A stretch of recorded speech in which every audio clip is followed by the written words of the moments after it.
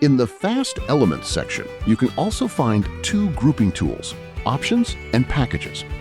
Use the Options block whenever you want to offer your clients a choice between different services or experiences.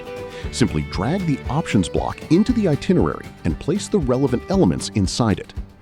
In the itinerary preview, these options will appear as a folded section. On the pricing page, your client will be able to select only one of the available alternatives, making it perfect for offering different hotels, optional activities, or transportation choices.